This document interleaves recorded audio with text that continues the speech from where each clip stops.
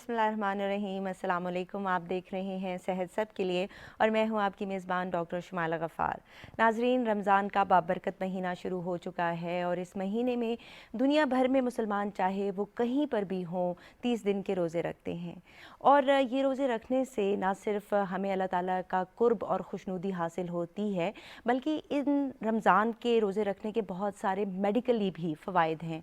और इसी पर आज हम बात करेंगे अपने प्रोग्राम में, क्योंकि इस्लाम के अलावा दीगर मज़ाहिब भी जो हैं वो इसी वजह से रोज़े रखते हैं कि इसके जिस्मानी जो फ़वाइद हैं वो मेडिकल साइंस ने भी अब एक्सेप्ट कर लिए हैं। और इस पर हम आज बात करने वाले हैं कि कौन कौन लोग रोज़े रखते हैं, रोज़े में जिस्मानी क्या तब्दीलियाँ आती हैं। हमें आज प्रोग्राम में ज्वाइन कर रहे हैं डॉक्टर इफ्तिखार अहमद मलिक, जो कि मेडिकल स्पेशलिस्ट हैं और कई साल से तिब के शोबे से मुंसलिक हैं।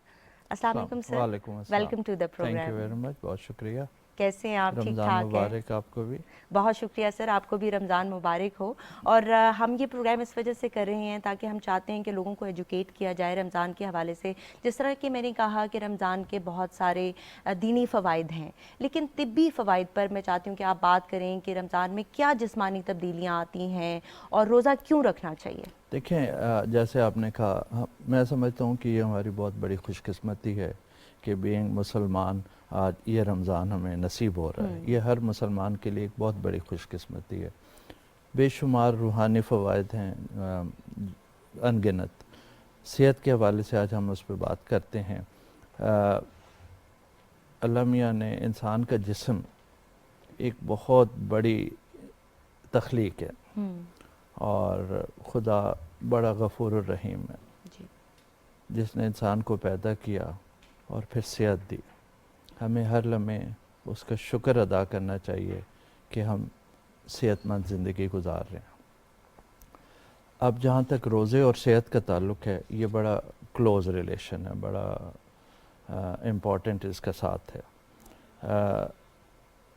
आप ये समझ लें कि जिस तरह कोई भी मशीन है, उसकी ओवरऑलिंग या उसकी सर्विस की ज़रूरत होती है, तो मैं हमेशा ये कहता हूँ कि रोज़ा जो है वो इंसान की सेहत का एक सर्विस का महीना आप समझ लें। जब किसी मशीनरी की आप प्रॉपर सर्विस करते हैं तो वो बहुत ज़्यादा अरसा चलती है और बहुत अच्छे तरीके से चलती है।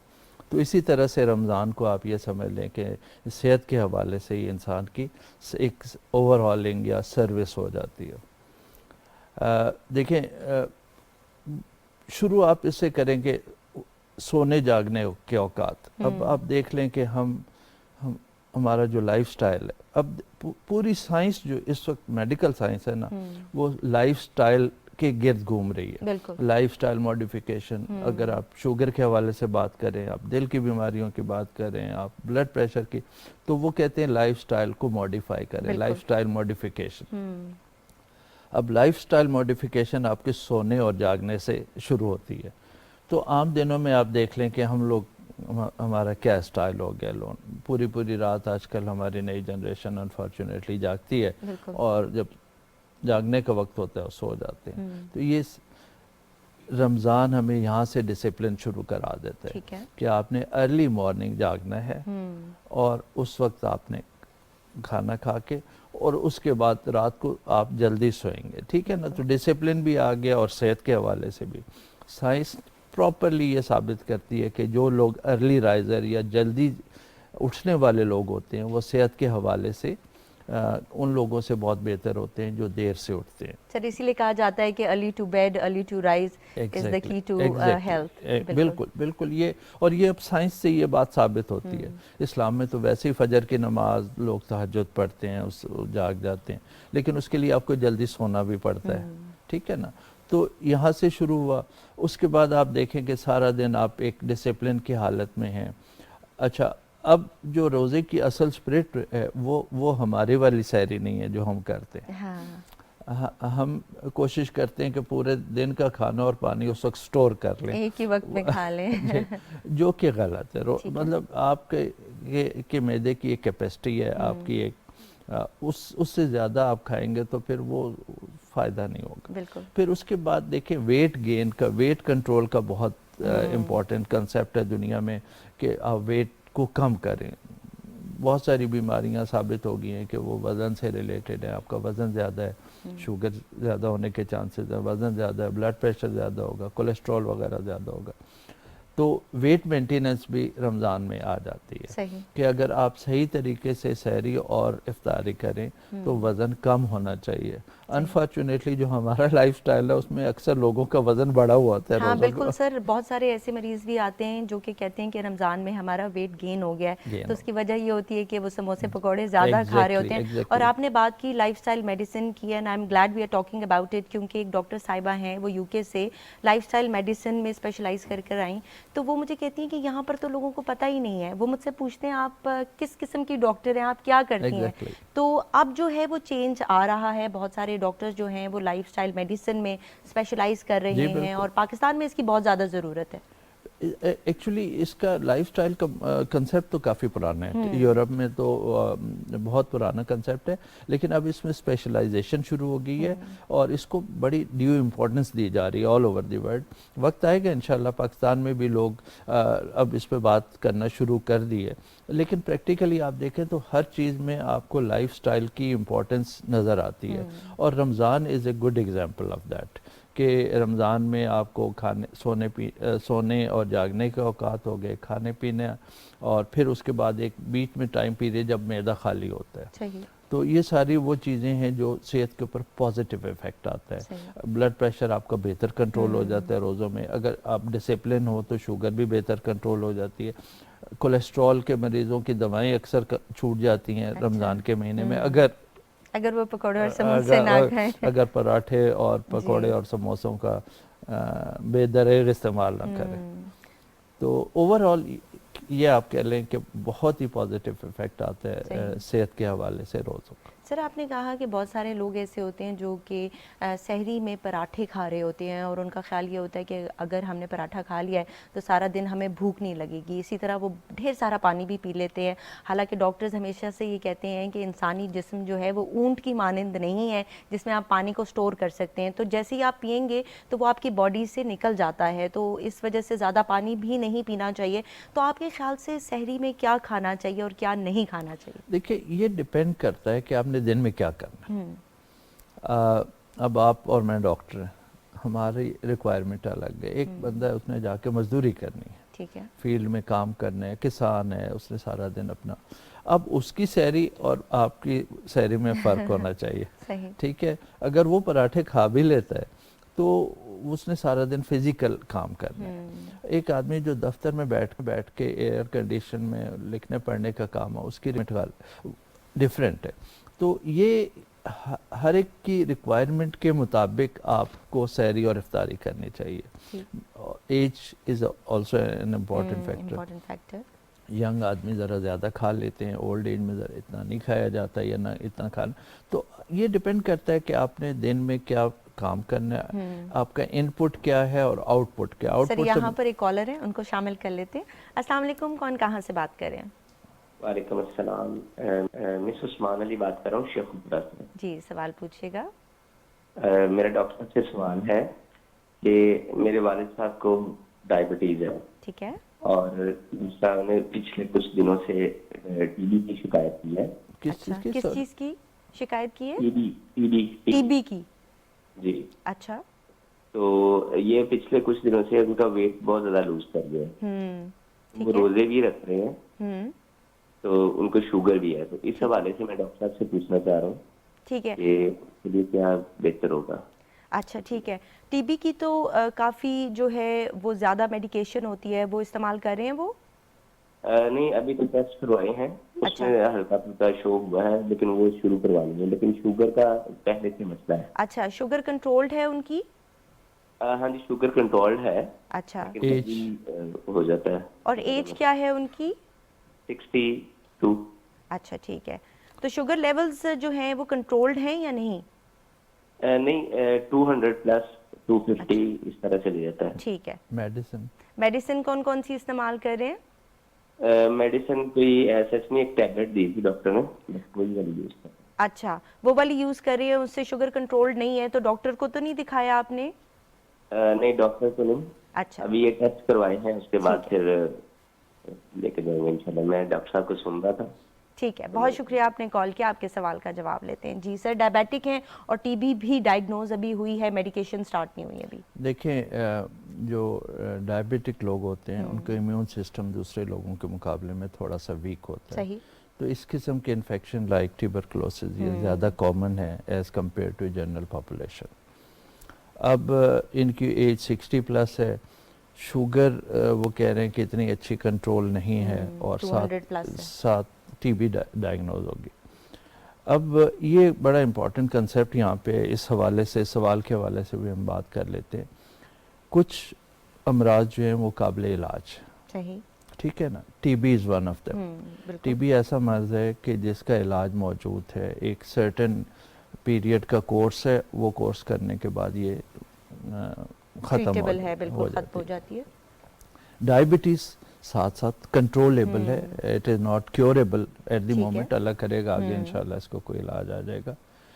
अब जब उनको टीबी डायग्नोज हो गई है तो फौरी तौर पे टीबी का इलाज शुरू करना चाहिए। बिल्कुल। जितना डिले करेंगे टीबी के इलाज को, टीबी इतनी बढ़ती जाएगी और शुगर का कंट्रोल भी ख़राब होता जाएगा। तो इन्हें सबसे पहले तो टीबी अगर कंफर्म हो गया तो उसका इलाज शुरू कर देना चाहिए। जहाँ तक रोज़े का सवाल है वो डिपेंड करता है कि उनकी जनरल हेल्थ कैसी है। अब टीबी की दवाएं और साथ शुगर की दवाएं बहुत सी मेडिसिन हो जाएंगी, बिल्कुल बहुत ज़्यादा हो तो जाती है। ये इस सूरत में ये कर सकते हैं कि टीबी का फ़िलहाल इलाज कर लें और जब टीबी ठीक हो जाए तो बाद में रोज़े रख लें। हाँ, जो अमराज काबिल इलाज है उनमें रोज़े के बारे में मैं ये समझता हूँ उसका तरीका ये है कि उस दौरान आप रोज़े का ब्रेक ले लें, ठीक है, इलाज अपना मुकम्मल कर लें और उसके बाद रोज़े रख लें। अब हमारे माशरे में मैं आपको बताऊं बहुत सारे लोग नफली रोज़े रख रहे होते हैं। हाँ। तो ये कंसेप्ट हमारे यहाँ आना चाहिए कि जी आप अभी फ़िलहाल आपको दवा की ज़रूरत है, आपको इलाज की ज़रूरत है। अगर नहीं इलाज करेंगे टीबी बहुत बढ़ जाएगी, पूरे जिस्म में फैल सकती है। तो उसको तो डिले बिल्कुल ना करें और उसका इलाज शुरू कर दें, जब ठीक हो जाए तो फिर रोज़े रख लें। ठीक है।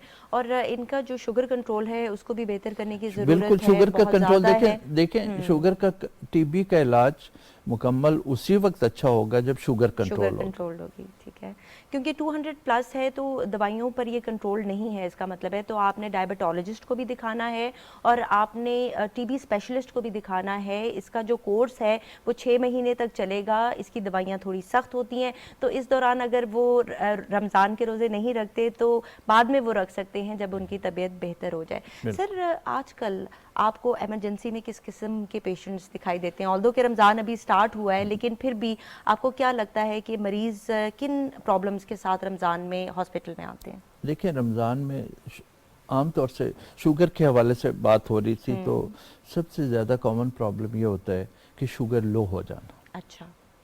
जिसको हाइपोग्लाइसीमिया कहते हैं, which is a medical emergency.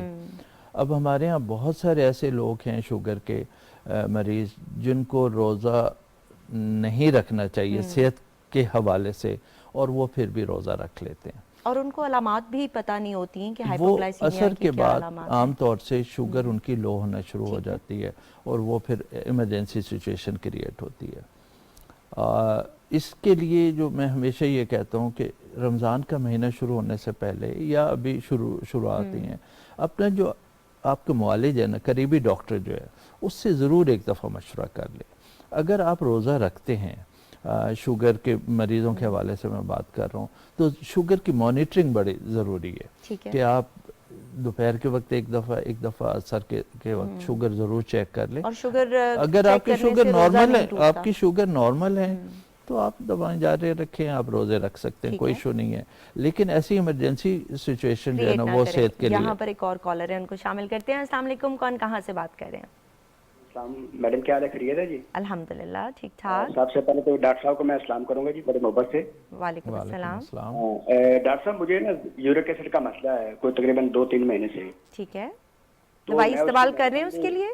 Medicine भी उसके लिए मैं ज़लरक जो है 300 वाली इस्तेमाल कर रहा हूँ, डॉक्टर साहब की मुझे एडवाइस की हुई है। अच्छा, ठीक है। साथ में उनको पेन किलर दिया, न्यूट्रल फोर्ट, मुझे वो भी मैं खा रहा हूँ। ठीक है। तो लेकिन जब से मैं पैदा हूँ मैं रोज़ा नहीं छूटता, तो मैं रोज़े भी साथ रख रहा हूँ। तो इसमें मुझे क्या मतलब केयर करनी चाहिए कि कोई डॉक्टर साहब से मैं जरा चाहता हूँ कोई मुझे थोड़ा सा गाइड कर दें।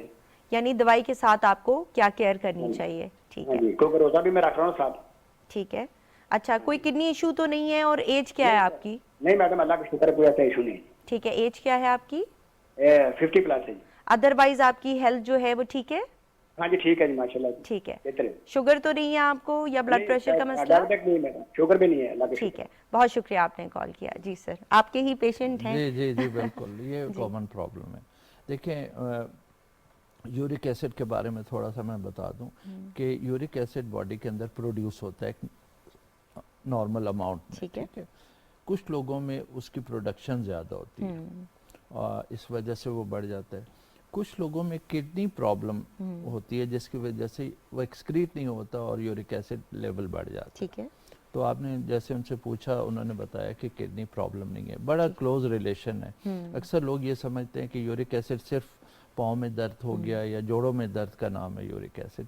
यूरिक एसिड किडनी खराब होने की वजह से भी होता है, और अगर यूरिक एसिड कंट्रोल ना हो तो किडनी में स्टोन्स भी बन जाते हैं। अच्छा, अब इन्होंने बताया कि मेडिसिन भी ले रहे हैं, यूरिक एसिड जो दवाई ये नाम ले रहे हैं वो यूरिक एसिड कम करने की दवा, ठीक उसकी है। प्रोडक्शन को कम करने की दवा। अब एक तरीका ये होता है कि प्रोडक्शन को भी आपने कंट्रोल करना है और उसकी एक्सक्रीशन को बढ़ाना है। ठीक है। उसकी एक्सक्रीशन को बढ़ाने का तरीका ये है कि आप पानी का इस्तेमाल ज़्यादा करें, ठीक है ना।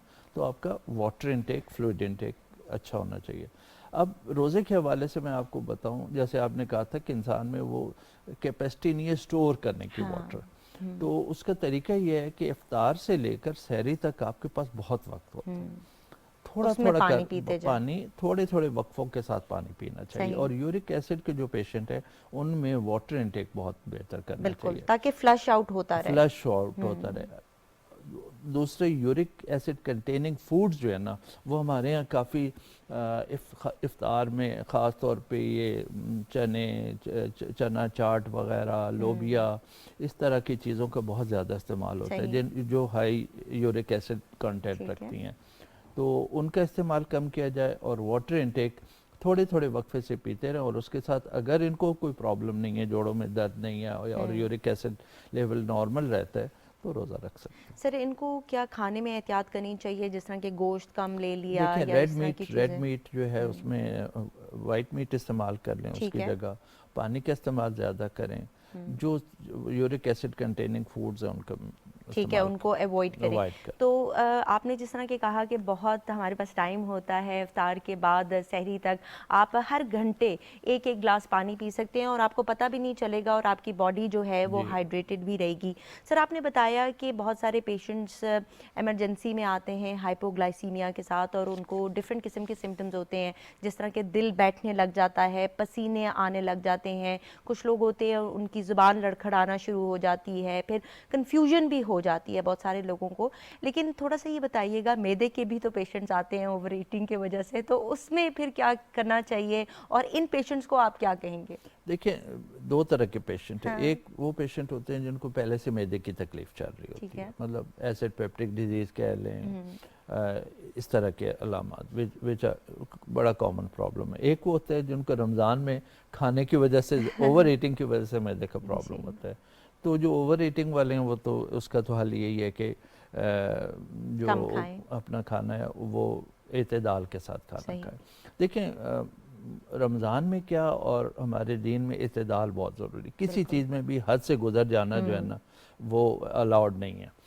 तो रमज़ान के हवाले से खुराक में भी यही करना चाहिए। दूसरे जो मैदे के पेशेंट्स होते हैं या पेप्टिक अल्सर के पेशेंट होते हैं, जिनको कभी अल्सर रहा हो मैदे में, उनको दवाएं बड़ी रेगुलरली इस्तेमाल करनी चाहिए, अपने डॉक्टर से मशवरा करके, और सहरी और इफ्तार के लिहाज से दवाओं का इस्तेमाल उसमें सर, यहाँ पर एक और कॉलर है, उनको शामिल करते हैं। अस्सलाम वालेकुम, कौन कहाँ से बात कर रहे हैं? वालेकुम सलाम, मैं जंग से बात कर रही हूँ, अब्दुल हुसैन। जी हुसैन साहब, सवाल पूछिएगा। मैं कह रही हूँ कि टेलीफोन मैं किए भाई, मैं गैस न मरीज हूँ ना। अच्छा, ठीक है। तो मैं पूछना डॉक्टर साहब को भाई मैं केड़ी दवाई खाई तो गैस की तकलीफ खत्म होवे जी, मैंने पैर सड़ने। अच्छा, ठीक है। कितने अरसे से ये तकलीफ है आपको? बस 2-4 महीने हो गए। ठीक है। इससे आपको दर्द आता है, साथ डिकारे भी वगैरह आती हैं? जी मैं सिर्फ गैस में मरीज, गैस चलना रहे तो खैर मेरे। अच्छा ठीक है, किसी डॉक्टर को चेक करवाया है आपने? डॉक्टर साहब को वेने आने दवाइयां खाने हैं तो मौके पे ठीक हो गए नहीं तो बात कोई नहीं। अच्छा, चलते फिरते हैं आप? जी मैं बहु करा रहा हूँ। अच्छा ठीक है, ये बताइएगा कि खाने में आप जो चीज़ें इस्तेमाल करें वो बहुत ऑयली तो नहीं है, मुरगन तो नहीं है, बहुत ज़्यादा स्पाइसी तो नहीं है? ये सरसों। अच्छा, आपकी आवाज़ कट गई है। बहुत शुक्रिया, आपने कॉल किया, आपके सवाल का जवाब लेते हैं जी। देखिए गैस का ये मसला है हाँ इनको। देखिए जी, गैस की जो टर्मिनोलॉजी है ना हमारे यहाँ, ये बड़ी कॉमन हाँ जी, और और आमतौर बड़ी से वाइड भी वाइड है। है और इसको आप एनालाइज करना ज़रा बड़ा मुश्किल हो जाता है। लेकिन बहरहाल आमतौर से ये हाइपर एसिडिटी को लोग ठीक है। डिस्क्राइब करते हैं कि जब मैदे में तेज़ाबियत ज़्यादा हो जाए, उस कंडीशन को आमतौर से हमारे यहाँ गैस, और फिर उनका कंसेप्ट ये है कि वो सर की तरफ भी जाती हाँ है जी, और गैस का गोला जी चढ़ता है, गोला ये और वो कहते हो। सारा, तो ये it's a very common problem ठीक है। और ये ट्रबलसम भी है। आपको बताऊं, इसमें वही बात जो सारी हम मैदे के हवाले से बात कर रहे हैं कि खाने में मैदे को थोड़ा सा खाली छोड़ना चाहिए। सही। हमारे यहाँ सबसे बड़ा प्रॉब्लम ये है कि over eating is a big problem. तो उसमें यही है कि जब खाना खाएं थोड़ी सी भूख छोड़ के खाना खाएं, खाना खाने के फ़ौरन बाद लेट ना जाए। ये भी हमारा है ना बहुत कॉमन प्रॉब्लम है कि सहरी के फ़ौरन बाद सो जाएंगे या इफ्तार करके फ़ौरन लेट के, जब आप फ़ौरन लेट जाते हैं तो फिर वो एसिड जो है ना ऊपर की तरफ जाता है, हाँ। जिसको जर्ड हम कहते हैं, ठीक है। Gastroesophageal reflux. तो वो फिर अनकंफर्टेबल सिचुएशन होती है जिसको मुख्तलिफ लोग मुख्तलिफ नाम दे देते हैं, जैसे गैस वगैरह। सही।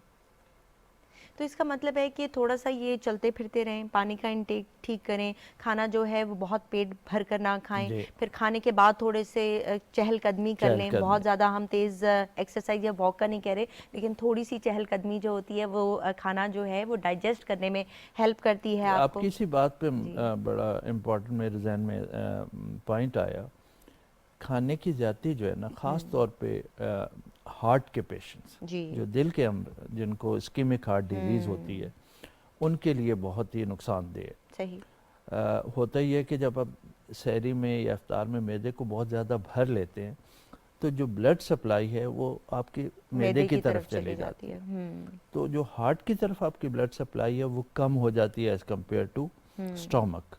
तो फिर वहाँ पे प्रॉब्लम बहुत का सारे लोग एंजाइना के साथ आते अंदेशा है। हैं। तो इसीलिए हम कहते हैं कि जो हार्ट के पेशेंट हैं वो मैदा कभी ना भरें, और दूसरी बात ये कि बहुत मैदा जब भरा हुआ हो या ज़्यादा खा लें उसके बाद फ़ौरन वो वॉक ना करें। हाँ बिल्कुल, बहुत तेज़ से एक्सरसाइज या वॉक ना करें, क्योंकि इससे जो है वो एंजाइना का अटैक आ सकता है, दिल का दौरा भी पड़ सकता है। सर मैंने बाहर के ममालिक में देखा है कि लोग जब रोज़ा इफ्तार करते हैं तो खजूर लेते हैं, साथ थोड़ा सा पानी लेते हैं और फिर नमाज़ पढ़ते हैं, नमाज़ पढ़ने के बाद खाते हैं। हमारे मुल्क में उल्टा हिसाब होता है, हम लोग सब कुछ नमाज से पहले खाने की कोशिश करते हैं और इसी कोशिश में अक्सर नमाज भी हमारी डिले हो जाती है।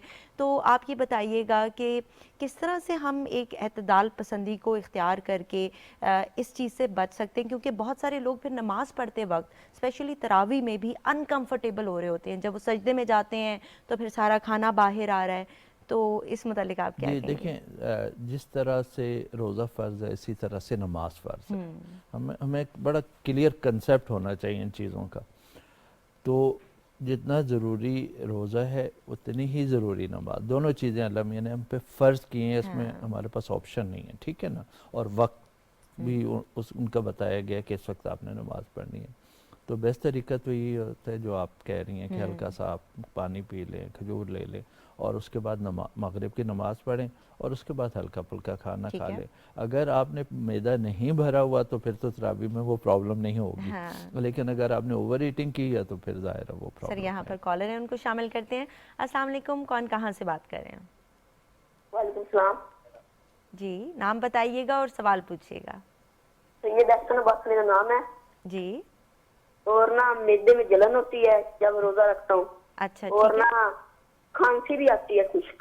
अच्छा ठीक है, एज क्या है आपकी? मेरी एज है 30 ईयर ओल्ड। अच्छा, आप 13 ईयर ओल्ड हो और माशाल्लाह रोजे रखते हो, ठीक है। आप सहरी में क्या खाते हो?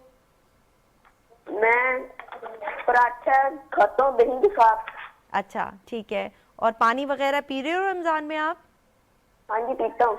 अच्छा ठीक है, फिर भी आपको हार्ट बर्न होता है? हाँ हाँ जी। ठीक है, बहुत शुक्रिया आपने कॉल किया, आपके सवाल का जवाब लेते हैं जी। 13 साल का बच्चा माशाल्लाह। हाँ जी। अच्छा देखें, वही बात आ जाती है, जब आप ओवर ईटिंग करते हैं तो फिर वो रिफ्लक्स होता है। जब खाना रिफ्लक्स होके गले में आता है तो ठीक है। गले में इरिटेशन करता है, जिसकी वजह से खांसी इनको होती है। खांसी भी होती है है। तो वो ओवर ईटिंग वाला मसला लग रहा है मुझे। अच्छा सर, बहुत सारी माएँ समझती हैं कि अगर हम पराठा दे देंगे तो बच्चे की जो न्यूट्रिशनल नीड है वो पूरी हो जाएगी, लेकिन अगर एक हेल्दी प्लेट का कॉन्सेप्ट जो है वो कर लिया जाए, जिसमें इवन सहरी में भी आप जो है वो हेल्दी चीज़ें ले लें, थोड़ी सब्ज़ी ले लें, थोड़ा सा आप कीमा ले लें या उसकी जगह आप अंडा ले सकते हैं, थोड़ी सी रोटी ले लें, तो मेरे ख्याल से, और दही तो ये इस्तेमाल कर रहे हैं लेकिन स्टिल इनको हार्ट बर्न हो रहा है। और दूसरा ये भी प्रॉब्लम है कि रमज़ान में चीज़ों को टेस्टी बनाने के लिए हम लोग मसालों का इस्तेमाल ज़्यादा कर देते हैं, जी, जिसकी जी। वजह से ये सारे प्रॉब्लम होते हैं। तो दही का इस्तेमाल आपने ज़्यादा करना है, पानी आपने ज़्यादा पीना है, कोशिश करें कि पराठे पे बहुत ज़्यादा ऑयल ना हो और हेल्दी चीज़ें आप खाएं। और जिस तरह कि हमने कहा कि इससे आपका रमज़ान बहुत अच्छा गुजर सकता है। सर, कुछ पेशेंट्स होते हैं जिनको माइग्रेन का मसला होता है, और जब ये पेशेंट्स डिहाइड्रेटेड होते हैं तो उनको बहुत सिवियर दर्द आता है, तो इन पेशेंट्स को क्या करना चाहिए? रोज़े रखने चाहिए, नहीं रखने चाहिए, क्या करना चाहिए? देखें, बहसीत मुसलमान हर शख्स की ये ख्वाहिश होती है कि वो रोज़े रखे और रखने चाहिए, क्योंकि ये फ़र्ज़ है। इसमें ऑप्शन सिर्फ 2 लोगों के लिए, एक मरीज़ के लिए और एक सफ़र के लिए, ठीक है ना। अब मर्ज़ की शिद्दत क्या है, वो कितना डिस्टर्बिंग है, वो कितना कंट्रोलेबल है, ये सारी चीज़ें, इनको आप जनरल रूल नहीं बना सकते, आपको इंडिविजुअली देखना पड़ेगा। ठीक है। एक खातून है या उनको 1 महीने में 1 दफ़ा अटैक होता है, फ़र्ज़ करें, सही। तो वो रोज़े रखती रहें, कोई प्रॉब्लम नहीं है। और वो जब उनको वो माइग्रेन का अटैक होता है, उसकी दवाएं हैं वो ले। कुछ लोगों को क्रॉनिक माइग्रेन होती है कि काफ़ी अरसे तक, तो उसकी प्रोफाइलेक्सिस के लिए कुछ दवाएं उनके डॉक्टर उनको देते हैं कि उसके बचाव की, तो उस बचाव के साथ वो ले सकते हैं। फिर माइग्रेन के जहाँ तक आपने जिक्र किया, उसके कुछ एग्रीवेटिंग फैक्टर्स होते हैं, लाइक आपकी नींद का पूरा ना होना, स्ट्रेस होना, ठीक है, ज़्यादा लाइट्स होना, रोशनी का तेज़ होना, ज़्यादा होना, गर्मी में निकलना, रेस्टलेसनेस होनी, ये सारी चीज़ें इनको अवॉइड किया जाए तो रोज़ा रखा जा अच्छा गुजर सकता है। यहाँ पर कॉलर है, उनको शामिल करते हैं। अस्सलाम वालेकुम, कौन कहाँ से बात कर रहे हैं? अस्सलाम वालेकुम सिस्टर शमाइला खान, निसार हम तकबई मर्दान से बात कर रहा हूँ। जी, वालेकुम अस्सलाम निसार साहब, सवाल पूछिएगा। या सिस्टर, मेरा मैदे का थोड़ा मसला है ना, जब सोज लगता है लेकिन रोटी खाएगा बोझ पड़ेगा और सोज लगेगा बहुत। अच्छा, सोजन आपके जिस्म में आ जाती है या सिर्फ पेट में? वो नहीं, पेट में आता है, और जो चीज खाता हूँ ना, वो आजमा नहीं आ सकता है। अच्छा, ये बताइएगा उम्र क्या है आपकी और चलते फिरते हैं आप? तकरीबन 38 साल उम्र है हमारा। अच्छा, 38 साल उम्र है, और वॉक वगैरह करते हैं, चलते फिरते हैं? हाँ, सारा सही है, लेकिन मैं देखा मेरा को बहुत मसला है। अच्छा ठीक है, कोई स्ट्रेस वगैरह तो नहीं है, परेशानी वगैरह? नहीं, कोई नहीं है, बस परेशानी तो नहीं है। और ये मैदे की जलन सिर्फ रमजान में हो रही है या वैसे भी होती है? नहीं, ये सीधे हुए है, रमजान से बगैर हुए। अच्छा ठीक है, आपके कोई टेस्ट वगैरह तो नहीं हुए? किसी डॉक्टर को दिखाया है आपने? गैस तो है थोड़ा। अच्छा ठीक है, दवाई खाने से आराम आ जाता है? आराम तो आता है, वो नींद सही है, लेकिन वो मैदे का मसला है, तो कोई दवाई दिखाओ ना हो तो मैं लाएगा। ठीक है, बहुत शुक्रिया आपने कॉल किया, आपके सवाल का जवाब लेते हैं। मेरा तरफ से सलाम दे। वालेकुम अस्सलाम। वालेकुम अस्सलाम, शुक्रिया कॉल करने का। जी सर। अच्छा देखिए, कॉमन प्रॉब्लम मैदे का जो डिस्कस कर रहे हैं। अच्छा, इसमें एक कैटेगरी पेशेंट्स की और होती है मैदे के हवाले से, वो भी मैं जिक्र करता चलूँ। एक जरासीम होता है मैदे के अंदर जिसको एच पाइलोराई कहते हैं, ठीक है ना। ये एक जरासीम है जो मैदे में और छोटी आंत के अंदर पाया जाता है कुछ लोगों में, और वहाँ पे वो हल्की सी सोजिश करता रहता है, और अगर बहुत अरसा रह जाए तो फिर अल्सर वगैरह बनाने के। अब मेडिकल साइंस में ये कोई बहुत पुराना कंसेप्ट नहीं है, थोड़ा अरसा पहले ये पता चला, और उसका 2 हफ्ते का ट्रीटमेंट होता है इफ़ इट इज़ पॉजिटिव। 2-3 तरह के उसके टेस्ट होते हैं, अपने डॉक्टर को चेक कराएंगे तो वो बता देंगे। ब्लड टेस्ट भी हो जाता है, स्टूल टेस्ट भी हो जाता है, और ब्रेथ टेस्ट भी होता है इसका। तो एच पाइलोराई Rule out करने की रूल आउट ज़रूरत है। करना चाहिए, पता होना चाहिए कि वो पॉजिटिव है या नहीं है। इन केस अगर वो टेस्ट पॉजिटिव आ जाता है तो 2 हफ्ते का उसका ट्रीटमेंट होता है। तो अपने करीबी डॉक्टर को चेक करा के, क्योंकि इनका क्रॉनिक प्रॉब्लम लग रहा है कि हाँ। पहले से भी है, तो उसका ट्रीटमेंट करवा। बिल्कुल। और ये पाकिस्तान में बहुत ज़्यादा होता चला जा रहा है, पानी में मौजूद होता है, पीने वाले पानी से आपके जिस्म में चला जाता है। बहुत सारे लोगों में अब ये सिम्टोमेटिक है, तो अगर चेक कर लिया जाए, इसके भी टेस्ट हैं, और उसके बाद डॉक्टर आपको 2 हफ्ते की दवाई देता है जिससे ये ट्रीटेबल है। क्योर हो बिल्कुल। अच्छा सर, इस दौरान क्या ये कोई ओमेप्राजोल वगैरह खुद से इस्तेमाल कर सकते हैं या नहीं? नहीं कर सकते। देखें, हर टेस्ट की लिमिटेशन होती है। अगर आपने एच पाइलोराई का टेस्ट करना है तो उसके लिए आपको 2 हफ्ते का कम से कम ऑफ मेडिसिन होना चाहिए, जो कि बहुत सारे पेशेंट्स के लिए बड़ा प्रैक्टिकली मुश्किल हो जाता है। लेकिन अगर आपने प्रॉपर टेस्ट करवाना है तो फिर आपको 2 हफ्ते के लिए ये दवाएं बता। बिल्कुल, क्योंकि फिर टेस्ट में ये डायग्नोज नहीं हो सकेगा। यहाँ पर कॉलर है, उनको शामिल करते हैं। अस्सलाम वालेकुम, कौन कहाँ से बात करें? अस्सलाम वालेकुम सिस्टर। वालेकुम अस्सलाम जी, नाम बताइएगा, सवाल पूछिएगा। नाम मेरा ज़हूर अहमद है, आर्मी से पेंशनर हूँ जी। उम्र मेरी तकरीबन 50 साल से ऊपर है। ठीक है, माशाल्लाह। सवाल पूछिएगा। सवाल यह है कि शुगर जब ड्रॉप होती है तो ड्रॉप शुगर का नुकसान तो नहीं होता है? जी, बहुत ज़्यादा नुकसान होता है। कितनी होती है आपकी शुगर?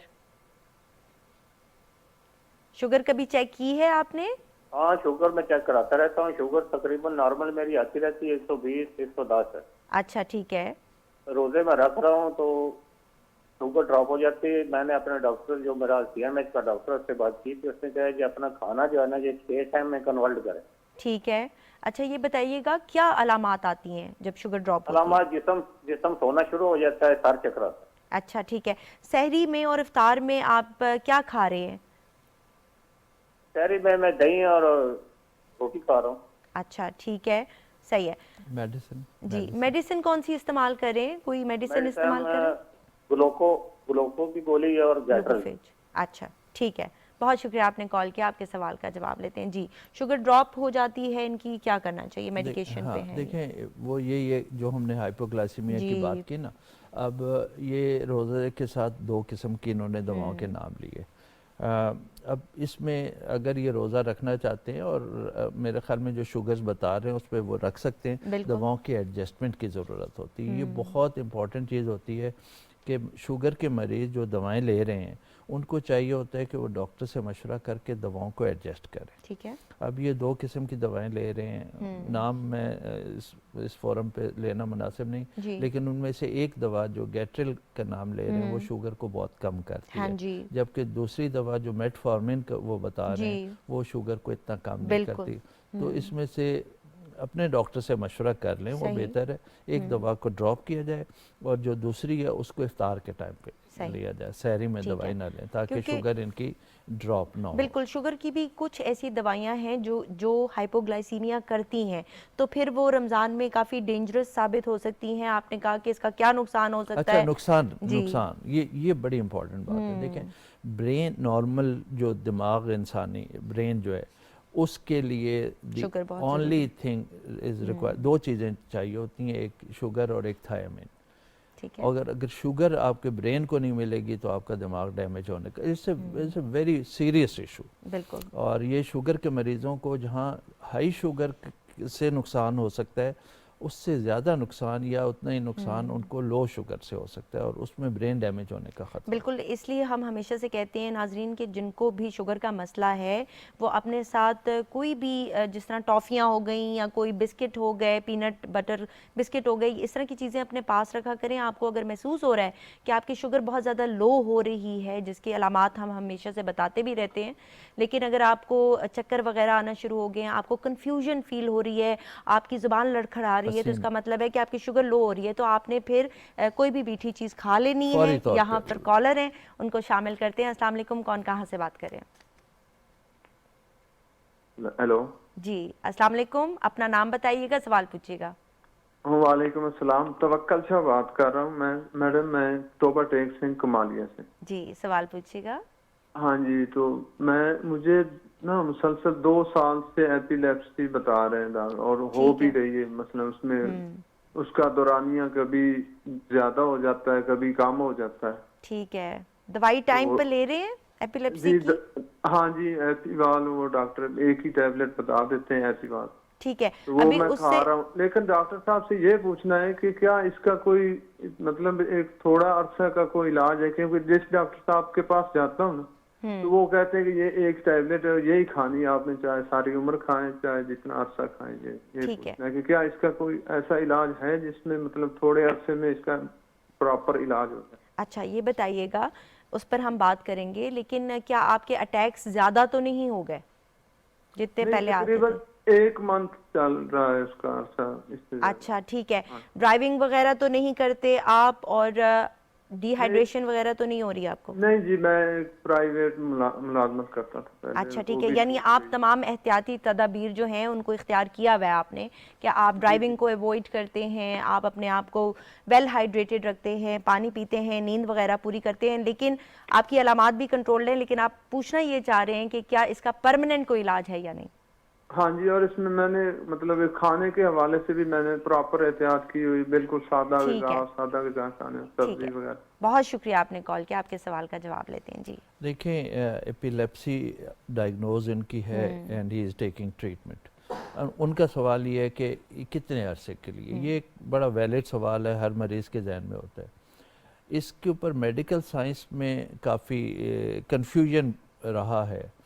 जो अभी तक गाइडलाइंस हैं उनके मुताबिक अगर 2 साल तक आपको अटैक नहीं आता, कि 2 साल में आपको कोई एपिलेप्सी का दौरा नहीं पड़ता, तो फिर दवाओं को आहिस्ता आहिस्ता बंद टेपर ऑफ किया जाता है जी। डॉक्टर के मशवरे से, खुद ठीक है से ना, नहीं करना। आपने खुद नहीं करना।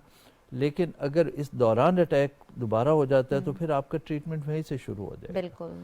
तो ये प्रोलॉन्ग ट्रीटमेंट ज़रूर है, लेकिन अगर एहतियात के साथ किया जाए इसका इलाज, प्रॉपर डोजेज में दवाएं इस्तेमाल की जाएं, तो ये क्योरेबल है। हाँ जी, और दवाई जो है वो वक्त पे लेनी होती है और इससे काफ़ी अफाका हो जाता है, बाज़ लोगों में ठीक हो भी जाती है, लेकिन ये एक लंबा प्रोसेस है, और अगर दोबारा से अटैक आ जाए तो फिर जिस तरह के डॉक्टर साहब ने कहा कि दोबारा से दवाई शुरू करनी पड़ती है। कुछ एहतियाती तदाबीर हैं वो भी आपको इख्तियार करनी होती हैं, और इसमें सर प्रेगनेंसी भी इन दवाइयों में कॉन्ट्रा इंडिकेटेड होती जी है। कुछ दवाएं ऐसी हैं जो आपको नहीं, लेकिन बहरहाल खैर ये तो मेल पेशेंट थे, वैसे ही मैंने कहा आपसे पूछ लूं। जी वो एक अलग टॉपिक है, उस पर बात है। की जा सकती है। वो कुछ दवाएं हैं जो आपको अवॉइड करनी होती हैं, दूसरी दवाएं आप ले भी सकते हैं, लेकिन आपको एपिलेप्टिक अटैक को कंट्रोल करना। सही, यहाँ पर कॉलर है, उनको शामिल करते हैं। अस्सलाम वालेकुम, कौन कहाँ से बात कर रहे हैं? अस्सलाम वालेकुम जी, आपकी आवाज़ नहीं आ रही, दोबारा कॉल कर लीजिएगा हमें। सर कुछ ख़वातीन ऐसी होती हैं जिनमें ब्लड प्रेशर बहुत ज़्यादा ड्रॉप कर जाता है, यहाँ तक कि वो बेहोश भी हो जाती हैं, तो ऐसे में जब रोज़ा रखा हुआ होता है तो फिर फ़र्स्ट एड क्या देनी चाहिए? क्योंकि नॉर्मली तो हम रिकमेंड करते हैं कि कोई नींबू पानी वगैरह इनको पिला दें, थोड़ा सा पानी में नमक या शुगर घोल के इनको पिला दें, लेकिन अब अगर रोज़ा रखा हुआ है और आप बेहोश हो जाते हैं तो फिर क्या करना चाहिए? नहीं देखें, अगर आप हेल्दी हैं, आपकी सेहत ठीक है, आपका फ्लूइड इनटेक ठीक है। देखिए रमज़ान में पानी का इस्तेमाल जो है ना, फ्लूइड का इस्तेमाल बहुत ज़रूरी है, मुनासिब मिकदार में वो करना चाहिए, अच्छा पानी पीना चाहिए। अगर वो सब कुछ है तो फिर तो नहीं होना चाहिए। लेकिन अगर कोई बीमारी है कि उसमें ये हो रहा है तो फिर उसका इलाज होना चाहिए, लेकिन फ्लूइड इनटेक आप ठीक रखें तो इंशाल्लाह ये नौबत नहीं। सही सर, यहाँ पर कॉलर है, उनको शामिल करते हैं। अस्सलाम वालेकुम, कौन कहाँ से बात करें?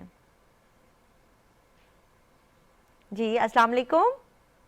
वालेकुम अस्सलाम, डॉक्टर साहब क्या हाल है? अल्हम्दुलिल्लाह ठीक ठाक। जी अहमद बात कर रहा हूँ काड़ा से। जी सवाल पूछिएगा। जी 1 साल पहले ना मुझे किडनी में स्टोन हुआ था, तो उसके बाद मैंने उसका काफी इलाज कराया, साथ ही मुझे ना जो मोरो की पेन शुरू हो गई। वो कुछ डॉक्टर कहते हैं कि आपको मोरो की पेन है और कुछ कहते हैं कि आपको जो है वो किडनी पेन है, यानी स्टोन की वजह से, तो इसके बारे में आगाही लेनी थी। अच्छा ठीक है, ये बताइएगा कि जो दर्द है वो एक साइड पे आता है या दरमियान में आता है? नहीं, मेरे ना कमर के दरमियान में दर्द आता है और साथ जो है ना टांगों में चला जाता है, और जो लेफ्ट साइड की किडनी है ना इसमें भी पेन होती है। तकरीबन 6 mm की मुझे ना स्टोन है पथरी में। स्टोन है आपको, ठीक है। फ्लूइड इनटेक ठीक है आपकी? जी पानी की इनटेक ठीक है आपकी? पानी वगैरह पीते हैं? 10 से 12 गिलास में डेली जो है ना वो ले रहा हूँ। ठीक है, और ये बताइएगा उम्र क्या है आपकी? उम्र मेरी 30 ईयर्स है। और ये जो आपको दर्द कमर में शुरू हुआ है और आप कह रहे हैं कि टांग में भी जाता है, कोई हैवी चीज उठाई थी आपने? नहीं, मैं गिरा था मैडम, मैं 6-7 साल पहले गिरा था, तो फिर पहले वो ठीक हो गई थी। अच्छा, बाद में जब अब मुझे स्टोन हुई है ना, इसकी वजह से मुझे कमर में, टांगों में और किडनी में पेन होता है। कुछ डॉक्टर कहते हैं कि आपको किडनी में पेन है, इसलिए कोई कहते हैं कि आपको मौत का जो मसला है। तो अच्छा, समझ नहीं आ रही। दर्द की दवाई खाने से आराम आ जाता है आपको? जी, दर्द की दवाई जो खाने से आराम हो जाता है, जो ही मैं उसको अवॉइड करता हूँ ना दवाई को, तो बाद में फिर पेन शुरू हो जाती है। अच्छा, ठीक है। MRI वगैरह हुआ है आपका? नहीं, MRI वगैरह नहीं हुआ, वो एक्सरे वगैरह हुए हैं। अच्छा। और अल्ट्रासाउंड हुआ है गुर्दे का। अच्छा, ठीक है, बहुत शुक्रिया आपने कॉल किया। आपके सवाल का जवाब लेते हैं। जी सर। देखें, दोनों कंडीशंस अलग अलग हैं। किडनी पेन जो है और वो दोनों हैं, दोनों अक्सर ये कंफ्यूजन होती है, क्योंकि किडनी की जो लोकेशन है बॉडी में वो ऐसी है कि कमर के करीब करीब, तो अक्सर लोग कंफ्यूज रहते हैं। लेकिन इनके केस में तो क्लियर हो चुका है कि स्टोन भी है, और इनको बैक जो टांगों में दर्द जाता है वो इनकी स्पाइनल पेन है। तो इन्हें एक तो ऑर्थोपेडिक स्पेशलिस्ट को चेक करा लेना चाहिए, और दूसरा किडनी स्पेशलिस्ट को ज़ाहिर है वो स्टोन का ट्रीटमेंट होना चाहिए। पेन किलर तो लेंगे तो दोनों ही दर्द आराम आ जाएगा, लेकिन that will not solve the problem. बिल्कुल। और जब ये ऑर्थोपेडिक डॉक्टर के पास जाएंगे तो वो टेस्ट वगैरह भी करवा लेंगे, तो कंफर्म हो जाएगा कि कहीं मोहरों का प्रॉब्लम तो नहीं है, कोई नर्व तो नहीं प्रेस हो रही, क्योंकि आपके सिम्टम्स ये लग रहा है कि आपको प्रॉब्लम है। तो आप डॉक्टर को ज़रूर दिखा लें। किडनी भी स्टोन आपको है, आपने फ्लूइड इनटेक अच्छी रखनी है, और डॉक्टर को दिखा लें। अगर उसका साइज़ इतना है कि ट्रीट उसको करने की ज़रूरत है तो फिर उसको भी करवा लीजिएगा। सर, कुछ लोग ऐसे होते हैं जिनको क्रॉनिक रीनल फेलियर होता है और वो डायलिसिस पे होते हैं और उनको फ्रीक्वेंटली डायलिसिस करवाना पड़ता है, तो ऐसे पेशेंट्स को क्या करना चाहिए? क्या रोज़ा स्किप कर देना चाहिए जिस दिन डायलिसिस होता है, या ओवरऑल इनको रमज़ान में रोज़े नहीं रखने चाहिए? देखें, जब आप डायलिसिस पे हो, इसका मतलब है कि एंड स्टेज रीनल फेलियर, ठीक है ना, विच इज़ एडवांस डिजीज़ और क्रॉनिक डिजीज़, अल्लाह माफ़ करे। और जब आप पेशेंट्स को देखते हैं तो उनके ऐसे पेशेंट्स में बहुत सारे और मसले भी हो रहे होते हैं, वो एनीमिक भी हो जाते हैं। एग्जैक्टली, वो एनीमिक भी होते हैं, ब्लड की भी उसमें वो कमी हो रही होती है, फ्लूइड एंड इलेक्ट्रोलाइट इम्बैलेंस जो है ना, वो बड़ा इम्पोर्टेंट है। तो ऐसे में मेरे ख्याल में ऐसे पेशेंट्स के लिए रोज़ा नहीं रखना चाहिए, क्योंकि उससे उनकी सेहत, देखें रोज़े का कंसेप्ट बड़ा क्लियर है कि जहाँ सेहत को नुकसान होने का खतरा, अल्लाह मियाँ कभी ये नहीं चाहता कि मेरे बंदे की सेहत को नुकसान हो। जहाँ सेहत को का नुकसान आ जाए, ये अंदेशा हो कि ये काम, तो फिर वहाँ पे माफ़ी है। हाँ, वहाँ पर आप रोज़ा मत रखिए, क्योंकि ये क्रॉनिक डिजीज़ है। हाँ। और इसमें फ़ायदे की बजाय आपको ज़्यादा नुकसान होने का खतरा है, इस वजह से आप अवॉइड कर सकते हैं। यहाँ पर कॉलर हैं, उनको शामिल करते हैं। अस्सलाम वालेकुम, कौन कहाँ से बात कर रहे हैं? यास्मीन बात कर रही हूं दिल्ली से। जी यास्मीन साहिबा, थोड़ा सा ऊंचा बोलिएगा, आपकी आवाज़ हमें सही से समझ नहीं आ रही। मैं यास्मीन बात कर रही हूँ दिल्ली से। अच्छा, ठीक है, सवाल पूछे। जी, मैं शुगर की पेशेंट हूँ, तो मैंने डॉक्टर साहब से मशवरा करना था कि ये मेडिसिन मैं खा रही हूँ तो इससे मेरी वीकनेस कुछ और ज्यादा बढ़ गई है। अच्छा, कौन सी दवाई खा रही हैं आप शुगर की? ये मैं शुगर के लिए इनोफिटा खा रही हूँ प्लस। अच्छा, ठीक है। और ये कमजोरी आपको रमजान में महसूस हो रही है या वैसे भी होती है? जी, कमजोरी वैसे तो इतनी नहीं थी, लेकिन ये मेडिसिन खाने के बाद मेरी कमजोरी कुछ मुझे ज्यादा लग रही है। अच्छा, और मैं ये रोजे भी रख रही हूँ। ठीक है। उम्र क्या है आपकी? उम्र 60। अच्छा, और शुगर लेवल चेक किए, कितनी शुगर है आपकी? जी, शुगर मेरी पहले तो खैर ज्यादा ही थी। अच्छा, लेकिन अब 200 या 170। अच्छा, ये दवाई खाने के बाद इतनी है? जी, ये दवाई खाने के बाद। अच्छा, ठीक है। चले आपके जी कितने टाइम ले रही हैं? कितने टाइम ले रही है ये दवाई? अभी मुझे 1.5-2 महीने हो गया मैं खा रही। ठीक है। दिन में कितनी दफा लेती हैं? नहीं, अब तो मैं रोजे रखती हूँ, वैसे मैं ये सुबह शाम इनोसिटा खा रही हूँ। अच्छा, ठीक है। तो अब रोजों में कितना ले रही है आप? ये एक दफा ले रही है? नहीं, सहरी भी ले रही हूँ और शाम को भी ले रही हूँ। अच्छा, वजन ठीक है। वजन कितना है आपका? वजन मेरा अब तो मैंने कोई नहीं चेक किया, लेकिन कम हो रहा है? पहले 70 था। और अब आपको लगता है कि कपड़े ढीले हो रहे हैं या वजन कम हो रहा है? हाँ जी, वो तो हो रहे हैं ढीले। वीकनेस मेरी दिन ब दिन बढ़ रही है। मेरे पहले वाले सारे कपड़े खुले हो गए हैं। अच्छा। और मेरे भी घुटनों में भी हड्डियों में बहुत दर्द होता है। अच्छा, ठीक है, ठीक है, आपके सवाल का जवाब लेते हैं। बहुत शुक्रिया आपने कॉल किया जी। देखें, शुगर के मरीज़ों में जब डॉक्टर के पास जाते हैं तो जब आप दवाई तजवीज़ करते हैं एज ए डॉक्टर, तो बहुत सारी चीज़ें आप जहन में रख के करते हैं। ठीक है। कुछ मरीज़ होते हैं जो ओवर वेट होते हैं शुगर के, जिनमें वज़न ज़्यादा होता है, उनमें मेटफॉर्मिन जो है दवा जो है वो इस्तेमाल की जाती है, क्योंकि वो वज़न को भी कंट्रोल करती है और शुगर को भी कंट्रोल करती है। ये जिस दवाई का नाम ले रहे हैं उसमें मेटफॉर्मिन भी शामिल है। ठीक है। अगर कुछ मरीज़ होते हैं दुबले पतले, उनका वेट का इशू नहीं होता, अगर वो उनमें भी इसको इस्तेमाल किया जाए तो वज़न और कम हो जाता है। तो इनके केस में एक तो ये मेरे ख्याल में 2 टाइम जो इस्तेमाल कर रही हैं उसकी वजह से इनकी कमज़ोरी महसूस हो रही होगी, ये शुगर लो हो रही होगी, तो बेहतर ये है कि दवा को एक टाइम कर दें और इफ्तार के टाइम लें। दूसरा ये कि डॉक्टर से मशवरा करके दवाई को चेंज करवा लें। सही, इसलिए हम हमेशा से ये कहते हैं कि डॉक्टर से कंसल्ट करना बहुत ज़्यादा ज़रूरी है। स्पेशली रमज़ान शुरू होने से पहले ही आप कंसल्ट कर लें, और अगर नहीं किया तो अभी भी इट्स नेवर टू लेट, अभी भी जाकर आप चेक करवा लें। और इनमें ये क्लियर कट इंडिकेशन है कि वेट लॉस भी इनका काफ़ी हो रहा है, कपड़े ढीले हो रहे हैं, कमज़ोरी भी महसूस हो रही है, तो इसका मतलब है कि इनको दवाई एडजस्ट करवाने की ज़रूरत है, या चेंज करने की। ठीक है सर, क्या वो लोग जो कि परमानेंट दवाइयों पर होते हैं तो उनको क्या करना चाहिए? अपनी दवाई एडजस्ट कर लेनी चाहिए? इसी तरह कुछ लोग जो होते हैं उनको इंजेक्शन या पैचेस वो लगा रहे होते हैं, तो उनमें क्या होता है? क्या इंजेक्शन लगाने से रोज़ा टूट जाता है? अच्छा, हाँ, अच्छा देखिए, बात ये है कि इंजेक्शन कौन से, इंसुलिन की बात कर रहे हैं आप? जी जी। कौन से इंजेक्शन? सर कोई भी इंजेक्शन जो कि ताकत का ना हो। नहीं, देखिए बात सुने, इंजेक्शन तो जब भी लगाए जाते हैं आजकल की मॉडर्न मेडिसिन, पेन किलर हो गया, देखिए राइजिक वगैरह हो गया। देखिए मॉडर्न मेडिसिन जो है ना, उसमें इंजेक्शन सिर्फ उस सूरत में लगाया जाता है जब ओरली इफेक्टिव ना हो। ठीक है। इंजेक्शन उस सूरत में लगाया जाता है जब मरीज काफ़ी ज़्यादा बीमार हो। ठीक है, ठीक है ना। अगर आप एंटीबायोटिक की बात करें तो एंटीबायोटिक आईवी उस वक्त लगाएंगे जब बहुत ज़्यादा, तो जब इतना ज़्यादा मरीज़ बीमार है तो कुछ दिन वो रोज़े ना रखे और बाद में रोज़े रख ले तंदुरुस्त होने के बाद। तो ये डिपेंड करता है कि कौन सा मर्ज़ है। अगर आप फ़र्ज़ करें कि बात कर रहे हैं कि टाइफाइड हो गया है या एक आध हफ्ते का बुखार है, तो उसमें ट्रीटमेंट करवा लें, ठीक होने के बाद फिर रोज़े बाद में आप रोज़े रख लें। सर हमने बहुत सारी फिज़िकल इलनेसेस की बात की, मैं चाहती हूँ कि थोड़ी सी मेंटल हेल्थ की भी बात करें। बहुत सारे ऐसे पेशेंट्स होते हैं जिस तरह के बाइपोलर्स हैं, अगर इनमें नींद पूरी नहीं हो रही तो इनमें फिर मेनिया का अटैक आ जाता है। तो इस तरह के पेशेंट्स को क्या करना चाहिए रमज़ान में स्पेशली, क्योंकि अक्सर देखा गया है कि उनकी नींद पूरी नहीं हो रही, वो सहरी में उठ रहे हैं, फिर रात को भी आजकल जागने का बड़ा ज़्यादा कॉन्सेप्ट है। तो मैं चाहती हूँ कि थोड़ा सा हम मेंटल हेल्थ पर भी बात कर लें। जी जी, यहाँ फिज़िकल हेल्थ और मेंटल हेल्थ बहुत क्लोजली रिलेटेड है, ठीक है।